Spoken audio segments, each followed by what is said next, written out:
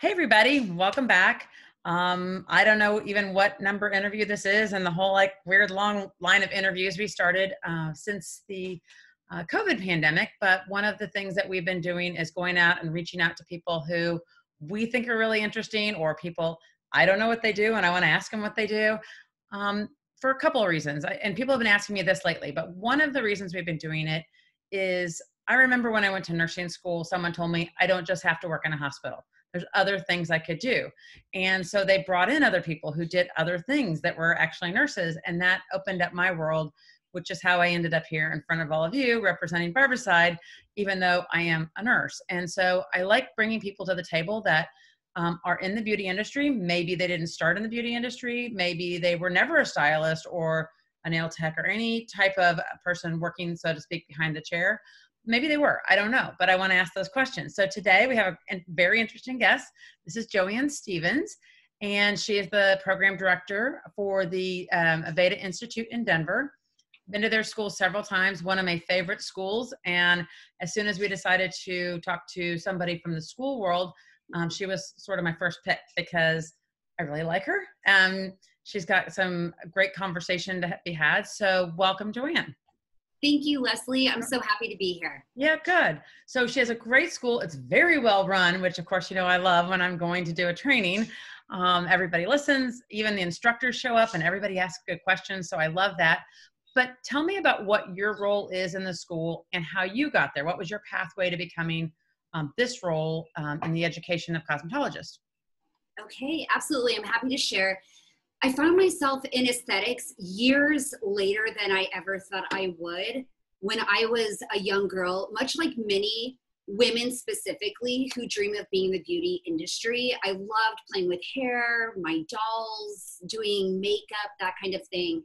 But it was really impressed upon me from my parents to pursue traditional education. Mm-hmm. So as I finished high school, I went into varying levels of degree programs. I received my bachelor's degree, my master's degree, and it wasn't until I had a pivotal moment in my life where it was time for me to change positions that I decided to entirely stop everything that I was doing in higher education, working in the traditional environment, mm-hmm. and move into pursuit of aesthetics. And what I love about higher education and just education in general is there's so much opportunity to reinvent yourself a number of times in your life. And I believe that education changes so many people's lives. And even with my background with all the different degrees and certificates that I've received, when I moved into aesthetics, that really narrowed my focus in my career. And like you said, when you were a nurse and you were looking for other opportunities of pursuing your nursing degree, that was exactly what I thought as well. Is I would love to be an esthetician. I spent some time in the treatment room, but I knew that I wanted to get into different layers of management. I was part of sales and education for a number of years for manufacturing brands and such. And so today, I've been a campus director at Aveda Institute Denver for 7 years and in higher education for over 13 years. Wow. Not only have I worked at the beauty school in higher education, but also in traditional education roles as well as executive assistants and also in career services. So let me ask you this, because I'm going to say I feel like for me, this was a really aha moment. You talk about that pivotal moment is when you finally decide to follow your passion and something that really makes you excited. I know that it sounds crazy that I would say that about barbicide and disinfectants and those kinds of things, but it was my moment where it was an intersection of two things that I found really, really important in my life. And it sounds like that really sort of lit a fire for you, you know, that I finally get to do this thing. Did you find that coming to work was so much easier than before? Yes, Leslie, I grew up with a father who always told me, you'll never work another day in your life when you find the work you love to do. And I have to say that that's what this is for me. When I started pursuing beauty and changing roles, but still focused on the beauty industry, every day I wake up, I know that we're changing lives, and not just lives in education, but people looking and feeling beautiful. That's a ripple effect for the rest of their day. Yeah, I often tell students when I speak to them, I'm like, if you think that your job isn't important, if you feel like you're a marginalized, part of society because you didn't go to a 4-year college, it's you that makes me feel comfortable to get up and do my job. You make me feel confident to go out and do my job every day. Your job is so important, so I really admire that. So as the program director, what is it? What's your role? What do you do? Okay, let's start with, in less than 20 minutes. What do you do? Yeah, no, of course. My overarching goal is to manage the operation of the school, and there are many facets of that. There's operational management of people. So not only do I oversee hundreds of students that we have on campus, at the highest point while I've been here on campus, we've had 350 students. And with COVID, that number has been impacted, and we're in the 250-ish range at this point in time. In addition to managing students, I have a team of 30 team members who I manage, whether they're department leads or they report to my department leads.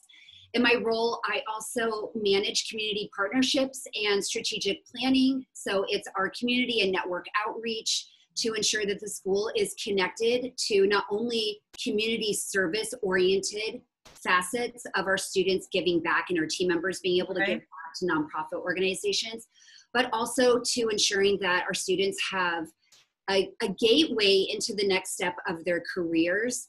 So we work with over 150 different network partners here in the Colorado region.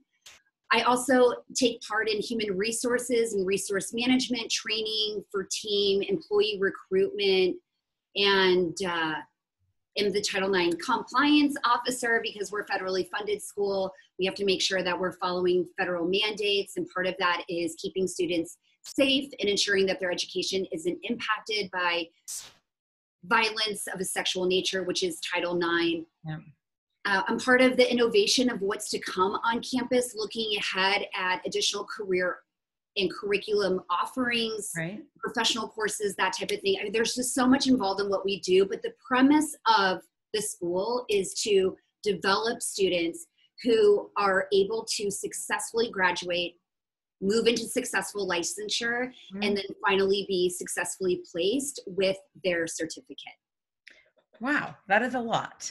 So you mentioned COVID impact. So how has COVID impacted the educational piece of cosmetology? I know every state is different, but I'm gonna think that in every scenario, in every state, they're similar. So how has COVID impacted your school in particular, and what have you done to sort of get back to some sense of normal?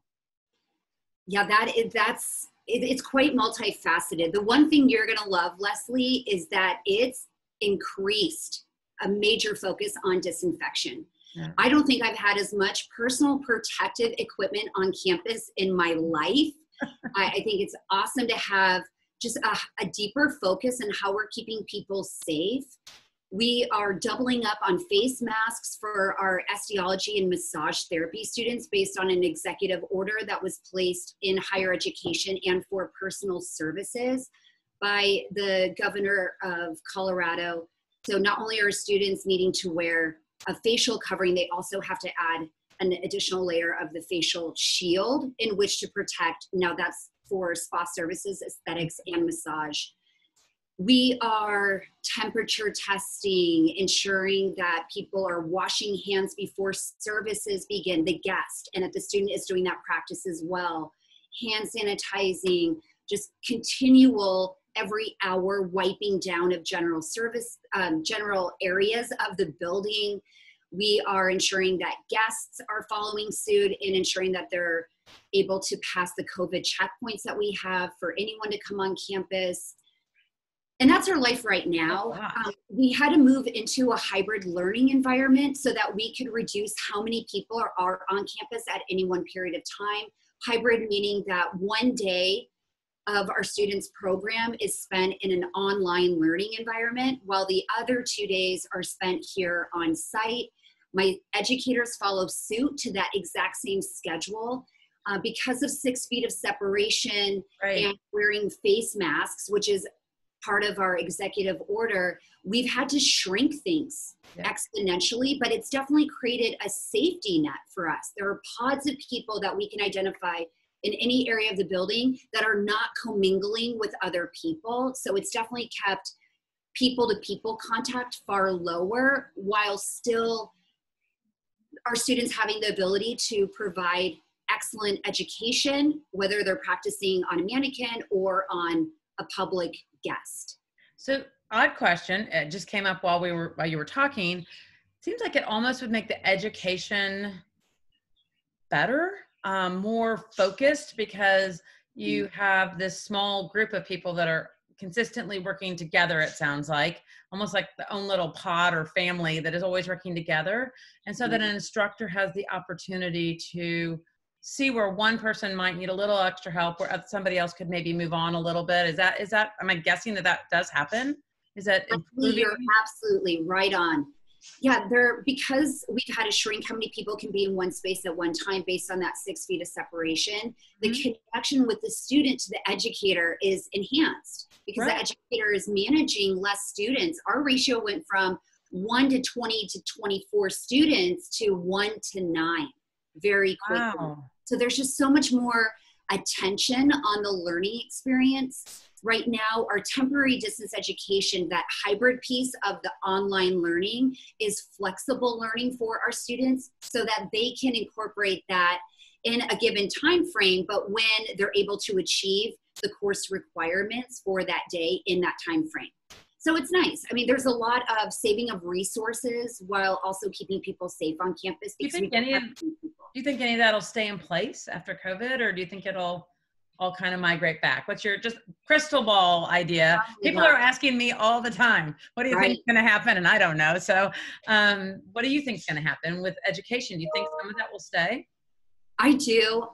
We are in pursuit right now, working alongside our accrediting agency, NACCAS, and the Department of Private Occupational Schools that governs occupational schools here in Colorado, to have and receive approval for a hybrid course for all of our programs so that we can indefinitely offer an online learning environment 1 day a week and continue this opportunity for there to be an enhanced layer of student to educator contact, better focus while on site on the skills-based education, and leaving more of that theoretical preparatory piece to being part of the online learning environment.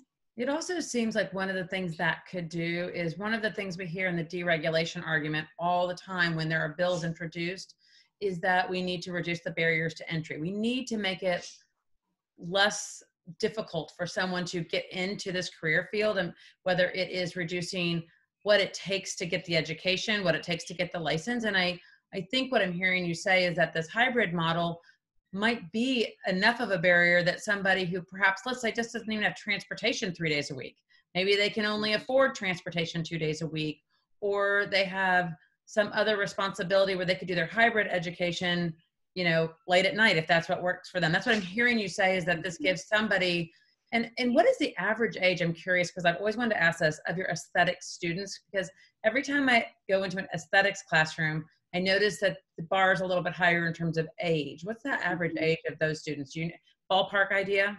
Ballpark idea for us, Leslie, is about 28 to 32. It's our program that has the highest level of second career individuals. So those people might have more outside responsibilities that they're trying to tend to while they go to school. So this hybrid model is like perfect for them. So that's really, that's fabulous. Now, has the testing, the state board testing, has that changed with COVID as well? Are people having difficulties with that? Are you aware? The only thing that has been impacted in the testing domain is the frequency of testing, the available seats for testing, and those two, the frequency and the numbers, have just pushed back a student who would graduate that would ultimately wait maybe 30 to 45 days. That time frame could double unless someone's willing to drive to a to a location that is out of reach, if you will, maybe 3, 4, 5 hours away.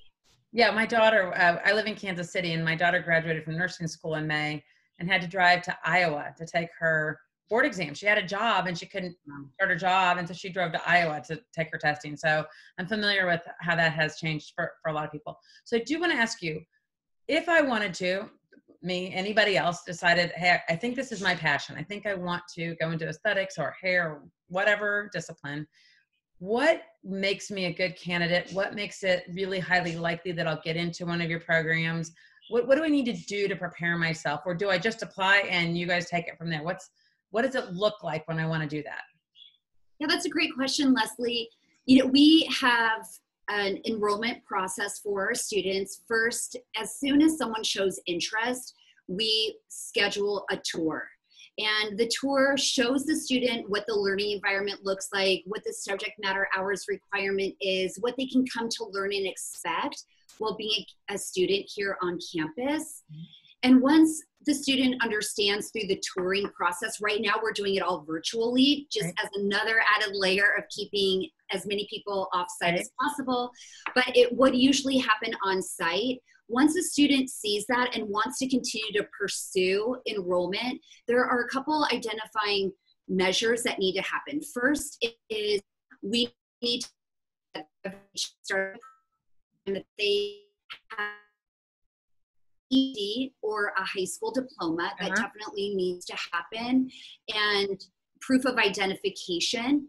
And then from there, we require a letter of intention. It's about a 500-word essay for us to learn a little bit more from the student about why Aveda, since we offer as a majority of the products that we use here on campus Aveda. If there isn't something that Aveda can offer, we use other products as well.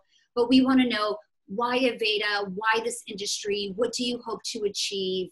What is your level of commitment to this process? Because it is full-time. And a lot of times people think beauty school is so easy. I'm going to just naturally fall into beauty because there's no homework. It's super easy to understand. It seems lightweight, but it's actually quite scientific. And there's a lot of thinking that goes into understanding why you do what you do in practice.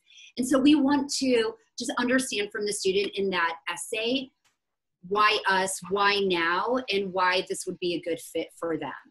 Yeah, the first time I saw one of the textbooks they sent it to me to ask me if I would write for them, I got this giant textbook you could kill somebody with. It was so heavy. And when I really started looking at the science that was presented in there, I think it would be very overwhelming mostly because there's a little bit of a whole lot of things, and the little bit is really compacted into things you really do need to know. And so I can see where people would think, oh, all I have to do is just go stand behind a chair and slap some color on, but there's a lot of science that goes into it for them to get educated and to pass their boards.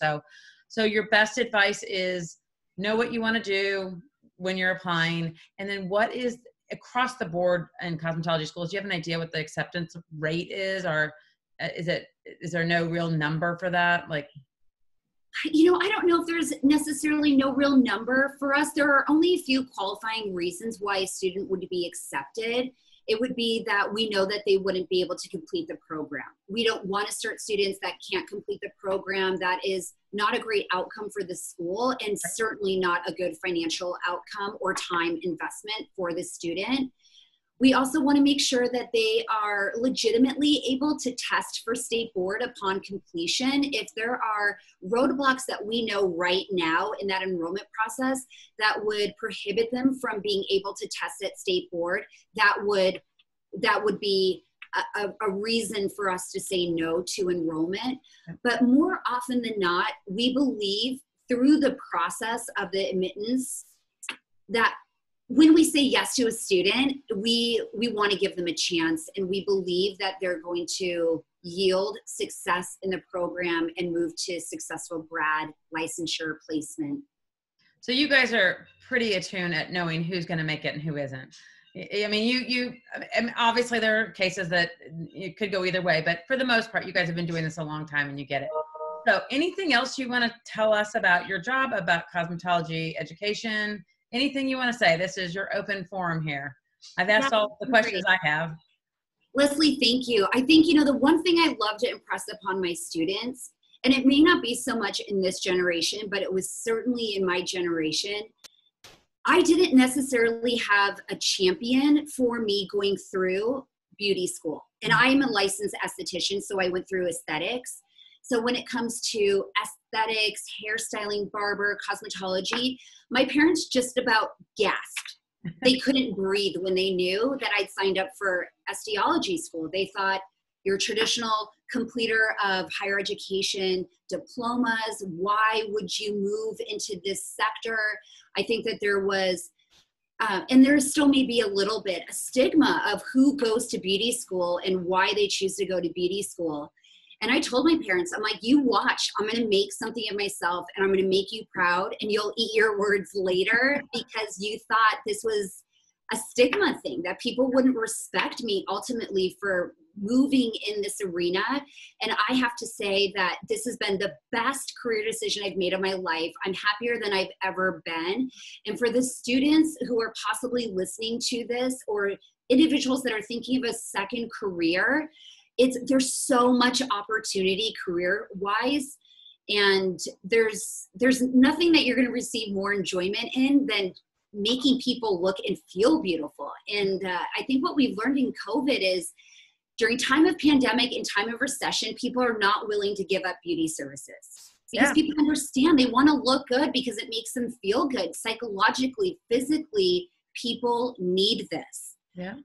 So that noted, I really want to impress upon people that success is wherever you're furthest reaching. It has no bounds or limits based on the niche or the focus that you're in. If you love what you do and you want to make something of yourself, you're going to do it. And I believe in the beauty industry all the way. There's so many opportunities. That is a great way to end this. It's very empowering.